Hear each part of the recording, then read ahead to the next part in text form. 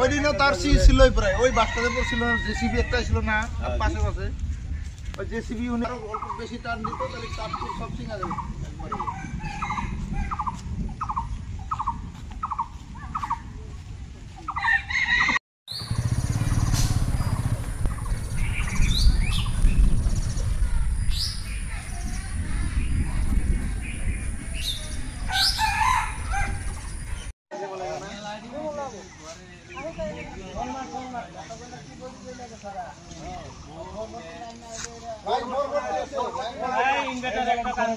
চাওক আমাৰ অসম চৰকাৰৰ এটা বিদ্যুৎ বিভাগ আছে। এই বিদ্যুৎ বিভাগ এটা কৰ্মান্য আৰু নিকৃষ্ট কাম কৰি আছে। আজি আমাৰ পাহাৰতলী গাঁৱত আজি অতীতৰ পৰা যিখিনি তাৰ ব্যৱহাৰ বিদ্যুতৰ তাঁৰ সংযোগ কৰা হৈছে আমাৰ সেই তাৰেৰে পুৰণা তাঁৰখিনিৰে একদম জহি খহি গৈছে, কিন্তু আজিলৈকে ৰিপেয়াৰিং কৰাৰ নাম নলয় বিদ্যুৎ বিভাগে, অভয়পুৰী বিদ্যুৎ বিভাগে। দুৰ্ভাগ্যজনক, আমি তীব্ৰ ভাষাৰে নিন্দা দিছোঁ। আমাৰ এই আজি হঠাতে মানে আমাৰ সম্বন্ধীয় এটা খুৰাৰ গৰু এটা বিদ্যুতৰ তাঁৰ ছিঙি হঠাতে মৃত্যুবৰণ কৰিল আৰু দুৰ্ভাগ্য মানে ভাগ্যক্ৰমে তেখেতৰ আমাৰ খুৰীটো বাচিল নেকি। লাইনমেনতো খবৰ দিয়া হৈছে। এতিয়ালৈকে যিটো বিদ্যুৎ সংমণ্ডল আছে এনেকুৱা ধৰণৰ বিদ্যুৎ সংমণ্ডল কাৰেণ্টৰ ক্ষেত্ৰতো আৰু নাথাকিয়ে অলপমান বতাহ পালে গ'লে আৰু কিন্তু বিনা কাৰণতে বিদ্যুতৰ তাঁৰ ছিঙি পৰে মাটিত। কমপ্লেইনটো আগতে বহুত দিয়া আছিল, কিন্তু আৰু কমপ্লেইন দিলেও কাম নাই। বিদ্যুৎ বিভাগে মানে কামেই নকৰে। কি ক'ব এতিয়া চৰকাৰক বিদ্যুৎ বিভাগৰ এই যিটো বিষয়টো অতি তদন্ত কৰি এটা ক্ষতিপূৰণৰ দাবী জনাইছোঁ আমাৰ ৰাইজৰ তৰফৰ পৰা। মই নুৰুদ্দিন আহমেদ। মোৰ ৰাস্তাত ৰাতিপুৱা লাইনৰ তাঁৰ পৰি মানে ৰাস্তাত পৰি আছিল। তাৰপিছত মানে লাইনমেনক ফোন কৰাৰ পিছতো লাইনমেন আহি নাপাল।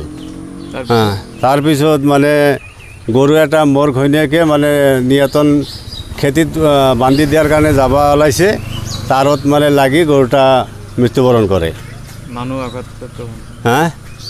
মানুহজন ভাগ্যতে মানে গৰুটা লাৰি পোৱা নাছিল, কাবে বেলেগ একজনে মানে কোৱাতে মানে তাঁৰত শ্বৰ্ট খাওঁ বুলি মানে কোৱাৰ কাৰণে গৰুটা লাৰা নাই। পাছত মানে গৰুটাত মানে টানি বাগৰি দিয়াৰ পিছত মানে গৰুটা তাতে মৃত্যুবৰণ কৰে। পিছত লাইনমেনক খবৰ দিছোঁ, ৰাতিপুৱাই খবৰ দিছোঁ, কিন্তু এতিয়ালৈকে লাইনমেন আহি পোৱা নাই। তাঁৰৰ যিটো কণ্ডিশ্যন, তাঁৰবিলাক মানে এনে ওপৰৰ পৰা ছিঙি পৰে। বহুতবাৰ কমপ্লেইন কৰিছোঁ আমি তাৰ কাৰণে, কিন্তু আজিলৈকে মানে অফিচিয়েলি হিচাপে কোনো মানুহ আহি পোৱা নাই, তাঁৰো বদলি দিয়া নাই। যি আমাৰ এই পাহাৰতলী মানে মছজিদৰ সন্মুখত যি ঘটনা ঘটি গ'ল, দুৰ্ঘটনা, এইটো ইলেক্ট্ৰিক তাঁৰ আপুনি ছিঙি পৰে। আমাৰ ইয়াতে প্ৰায়ে দেখা যায়।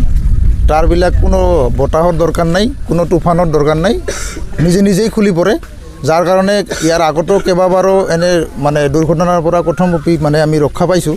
কিন্তু আজি ৰাতিপুৱা মানে তাঁৰ ছিঙি পৰিছে ৰাস্তাত, কিন্তু এটা গৰু লৈ মানে আমাৰ মানে এই যে নুৰুদ্দিন খুৰাৰ এটা গৰু তেখেতৰ খুৰীয়ে লৈ যাই থাকোঁতে হঠাৎকৈ গৰুটো হয়তো সিফালেদি যাওঁতে তাঁৰৰ লগত মানে লগ হৈ গৰুটো যেতিয়া মৰিব ধৰিছে, তেতিয়া মানে কোনোবাই বাধা দিয়াৰ কাৰণে হয়তো খুৰীৰ প্ৰাণ বাচিল। তো আমি এনেকুৱা দুৰ্ঘটনা আৰু বোধহয় হ'ব মানে ইয়াৰ কাৰণে আমি চৰকাৰক বা মানে আমাৰ বিদ্যুৎ সংমণ্ডলক অভয়পুৰীৰ আমি মানে ইয়াৰ দ্বাৰা দাবী কৰোঁ যে আমাৰ এই যে অতীতৰ পৰা যিবিলাক তাঁৰ ইয়াতে সংযোগ কৰা আছে, এই তাঁৰবিলাক আমাক হয় নতুন দিয়ক, নহয় কেবুলৰ ব্যৱস্থা কৰি দিয়ক। নহ'লে এনেকুৱা দুৰ্ঘটনা আৰু হৈ থাকিব। আমি ৰাতি বা সন্ধিয়া কেতিয়াবা হঠাৎকৈ তাঁৰ ছিঙি পৰিব ৰাস্তাত, আমি গম নাপাম। আহোঁতে যাওঁতে হয়তো আমাৰে কোনোবা গাঁৱৰ মানুহ বা পথযাত্ৰী কোনোবাৰ মানে মৃত্যুবৰণ ঘটিব, আমি গমেই নাপাওঁ। গতিকে আমি এই যে আজি যিটো গৰু মৰিল, এই গৰুটোৰ ঠাইত যদি হয়তো কোনোবা স্কুলীয়া ছাত্ৰ হ'ব পাৰে, কোনোবা মানে গাঁৱৰ মানুহো হ'ব পাৰে।